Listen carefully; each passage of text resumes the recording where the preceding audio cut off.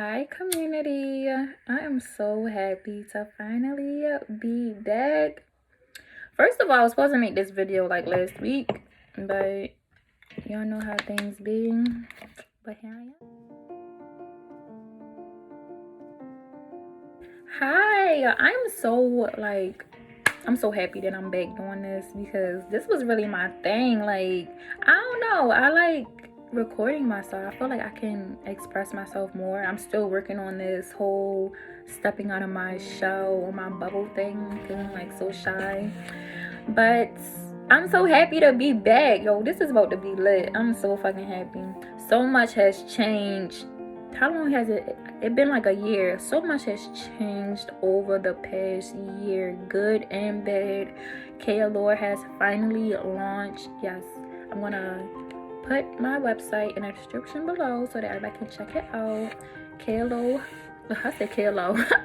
Kayalore Fashion and Intimate Apparel is now ready. You can shop with me at any given time. I do ship some things that you can find on my website are some lingerie sets, some stockings, some candles. What else I got on there? Oh, I think that's it. Oh, I got like some apparel on there. Start talking about, oh, this line you got, because I just started. I went through some drama trying to get my website launched, but by the grace of God, things happened. It didn't happen in my favor or my time, but it still happened. So I don't want to talk too much about me. I am very happy to be back making my videos, and yes, I am finally back to doing my videos. I want to talk about a touchy subject, mental health awareness. I feel like it's something that really needs to be talked about because I don't think it's taken as serious as it should be. And I believe I talked about this in my past videos about, mental health awareness and stuff like that, but I never really dived too deep. Today I actually want to give a story on some mental health things that I have experienced. In my life, I have actually experienced 2 suicidal attempts because of me not being there mentally. I hope I don't make this video too fucking long because people are not tough things that I have faced was at the age of 15, I had a suicidal attempt. I also just had one recently, I believe the beginning of last year. When I was like 17, 18, I used to pop pills, Tramadols and Percocets. Not to be high or anything. I honestly used to take them just so I can sleep. I would take them and I would just sleep. I would either be on my floor or on my bed. I never went out to do it. It was always a in my house thing. My mom never knew that I was doing it either. I felt like I faced so many different challenges as a teenager. Me sleeping was just a way for me to escape my reality. I'm 25 years old. I still sleep to escape reality. I'm not gonna say really to escape reality. Sleep is now it's just somewhere I go now when I don't feel like dealing with the BS no more. It ain't I'm going to sleep because I don't want to face reality. It's let me take a nap before I snap on you, cause yeah. I don't know, going to sleep, it was the closest thing to death for me. I used to envy the dead because I just felt like once you're dead, you're at peace. You don't have to worry about anything. There's no stress. There's nobody stressing you. There's nobody hurting you. Why not? When I was 15, a lot has happened when I was 15. That's when I had met my first love. That's also when my relationship broke with my mom. My mother used to be like my best friend in the world. That's also when I craved the love and attention the most from my father. But it was like he was just so in and out of my life. It was really big. He's gotten better though. Things are getting better with my dad, and it feels so good. Like I love having my father in my life. I really do. But anyway, what else happened when I was 15? A lot happened when I was 15. I went through a lot of like friendship drama, a lot of backstabbing and stuff. But anyway, on the night of me attempting to take my life, I was going through issues with my mother. Me and my mother used to fuss like 24/7. Like, we would just always at each other head, and I just felt like my mother didn't love me anymore. My father, he just wasn't around. Like, he would come around briefly, and then I just wouldn't hear from him months, days, weeks, years. So you can imagine how that feels as a child, especially as, a girl, because we cherish our fathers. I always wanted to be a daddy's little girl, a daddy's princess, and I wasn't. So stuff like that, it really affected me. My first love, like I said, that was the first person I ever fell in love with. I don't even think I knew what love was. I just thought I was in love or whatever. But I was mistreated badly. It just felt like everybody in my life was just mistreating and mishandling me. I feel like back then, when I look at myself, my 15-year-old self, I just see a little girl that craved the love and attention. That's what I see. But on that night, I believe I had got like some bad grades or whatever. My mother cussed me out real bad, told me I wasn't going to homecoming. I believe she actually took my shit back to the store. My father wasn't around. I felt like my father, I just felt like I wasn't good enough to have a father. Why does this man not want to be around me? Why does this man not answer my phone calls? Why does he not take me places? Like, why he not being a father to me? That's how I felt. So when I had my first love, I feel like that's the place where I crave and I chase the quote-unquote love and the attention, but that wasn't love and attention. Nobody in my family has taught me how to be loved or how I should be cherished. So I was just blinded by it. I was also not able, I had nobody to talk to. I wasn't able to talk to my mom about how I was feeling. My father wasn't around. The person I was in love with, I don't know, they was just mistreating me. My quote-unquote friends, I think I was just going through it with my friends and stuff as well. So what I did was I went in the bathroom and I took some medication that belonged to my grandparents. And I remember waking up in the hospital. After that had happened, I believe I was in a psychiatric treatment for like 2 days, just to make sure I wasn't cuckoo for Cocoa Puffs, which I wasn't. But yeah, I had to see a psychiatrist for I don't know for how long, but I think I only went for 2 weeks. I didn't like seeing her. I didn't like talking to her because I just felt like she didn't even care. She would constantly ask me questions about my father, and it would annoy me because I'm like, lady, we not here to talk about him. Why you keep bringing him up? And I had so much hate and anger towards my father. It used to really piss me off because I'm like, why does she keep talking about my father? Like, the fuck? And I stopped going. I told my mother I didn't want to go no more. But now that I'm grown and I look back, I see why she kept asking about my father, because that's where the trauma started from. It started from daddy. Boom.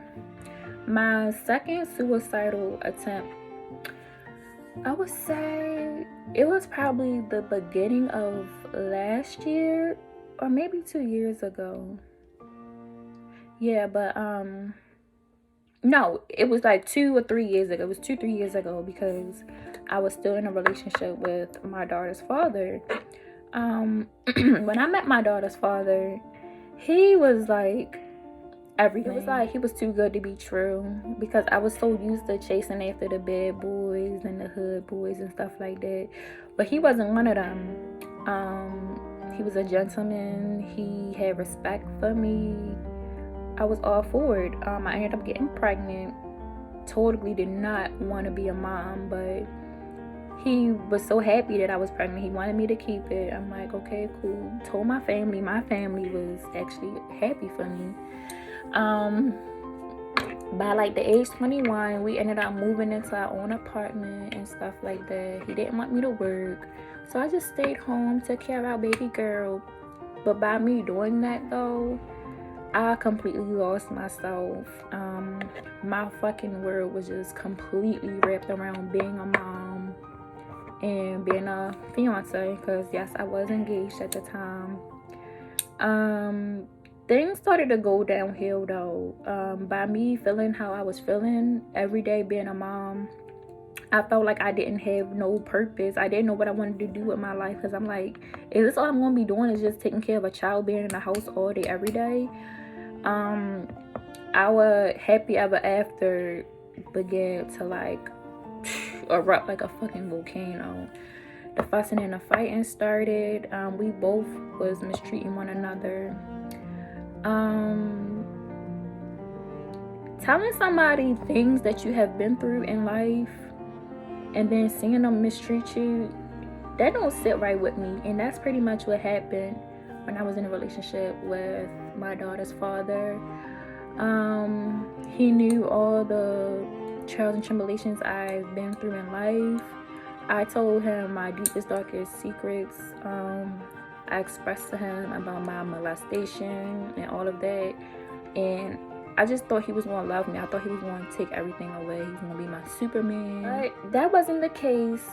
Boys will be boys, of course. Yeah, after I started to realize that the person that was supposed to be marrying me didn't love me, it kind of struck something up here. I wasn't close to no friends, really. There was nobody else that I really expressed my feelings to but him. So when that one person is treating you and mistreating you, what do? Also around that time, I believe I had also lost my job. So it's like I was losing my relationship. I lost my job. I didn't know what I was going to do. I felt like a shitty ass mother. He didn't give a fuck about me. Calling me out my name so many times, bitches and all that. I started to believe in all that stuff. And I just didn't want to be here no more. I'm just like, God, why would you put me on this earth feeling and living like this? Why do I keep throwing this pen? But yeah, I just went through so many things, and I remember just sitting and thinking to myself, like, wow, I done expressed so much to him. I done gave him a child. I can't believe he's going through everything that we went through in our relationship. I was not able to be a good mom to my daughter. When you constantly got somebody calling you out your name, got somebody cheating on you and stuff like that. Mind you, I had already been through stuff before him. So him doing that stuff on top of what I've been through, it wasn't doing nothing but constantly just kicking me. So yeah, I woke up one day and I decided I wanted to check out. It was just like I didn't have nobody to love me. I felt like my daughter didn't deserve the life that I was putting her through, because like I said, I had lost my job. So I thought I was going to be asked out. I thought I didn't have nobody that loved me, and I just felt like the world would be better without me here. He actually did stop me though. I believe he kicked the bathroom door open or something like that. But after that, he didn't change his behavior, so I still felt so shitty. What really helped me out with my mental stability, I would say my spirituality. Spirituality taught me that I don't need somebody to love me in order to feel whole. Like, the fuck? It taught me that I have to love myself in order to feel whole. Because if I'm not loving myself, how the fuck do you expect somebody else to do it? I did some things like daily affirmations. I literally had to wake up and I had to say to myself, Khadijah, you are love, you are light. Like, if I didn't do that, swear, right hand to the man, I would not be okay throughout the day. I would be sad, sobbing, crying in front of my daughter so much. I really had to go through them affirmations literally every day in order for me to believe it. Because you got to realize I was living under one roof behind four walls with a person that was abusing me mentally and emotionally. I began meditating and stuff like that. When I started to meditate, I feel like it kind of made my relationship with my higher power more stronger. I began to pray more. Some other things that I did, I had to start closing doors. Once I realized that my relationship just wasn't going to be what I thought it was, I had to leave. Did I want to? No, I did not want to leave, because I have a daughter.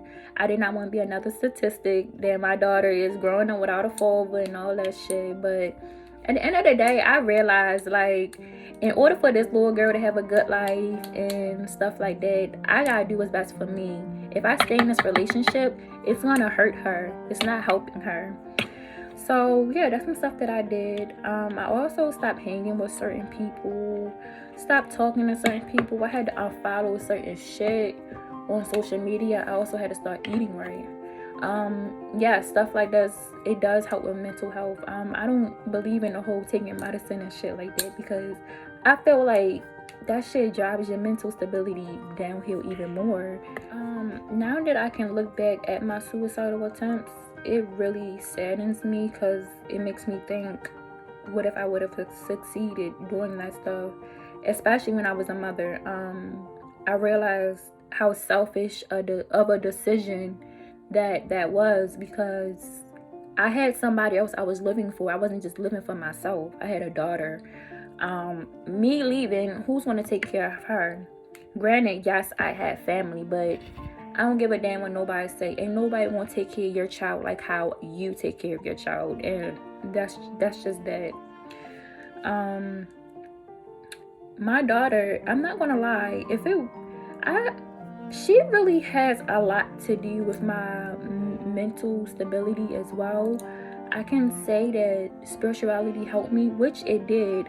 But little Miss Ivory Melanie, yeah, that little girl, she made me feel like I gotta keep going. Because without her, I'm not gonna lie, without my daughter, I probably would have been tapped out. I'm not gonna hold you. I would have been killed myself or something, because this world is fucking cruel, yo. People are fucking cruel. And the thing that really drives me crazy and fucks me up more are the ones that come into your life and you sit there and you explain to them the things that you've been through, and they turn around and don't even have no consideration for the actions of behaviors. They either do exactly what them people did, or they do worse, y'all. That shit will fuck somebody mental up. Don't do that. If you that person that can't come into the next person's life and do better, leave that person alone, yo. Like, seriously. And I think it's really important for friends to check on one another. I'm used to being that friend that's always answering the phone when people got issues, relationship problems going on. I'm always there. Why? Because I know how shit be. I done went through a lot of my battles by myself, though. Even as a teenager, you know, like I said, I used to like to sleep a lot. Me sleeping was my way of, I don't know, I ain't had nobody to talk to, so I might just go to sleep. And yeah, it's really important to check on your friends, check on your family, treat people nice, like treat people the way you want to be treated. If you're in a relationship and that shit is not working, you're not feeling it no more, whatever the case may be, leave. Yes, tell the person. Don't just get up and leave and ghost them like that, but open your mouth, be an adult, communicate, and let them know, like, you need to leave. I feel like that's important. I feel like it's also selfish for somebody to make the decision on their own. If they're gonna fuck somebody's mind up in a relationship, that shit is not right. That shit is not for you to decide. I feel like you need to let that person know what the fuck it is and let them decide if they want to deal with it or not. This also makes me think about one of my blogs I wrote about, and it's titled, oh, my candle's cracking. But my blog is titled Being Worn Out Mentally Turned Me Spiritually. I really want everybody to check that out. I'm also going to add that to my description box below. Yeah, I guess I just wanted to open up about my mental health issues that I've been through. Now that I'm older and been through certain things, I now know how to handle situations now. I wouldn't dare try to take my life. Why? I just wouldn't. Life is too precious. We're also not living for ourselves. I'm not here to judge anybody, but taking your life is very selfish, because we were not put on this earth for the hell of it.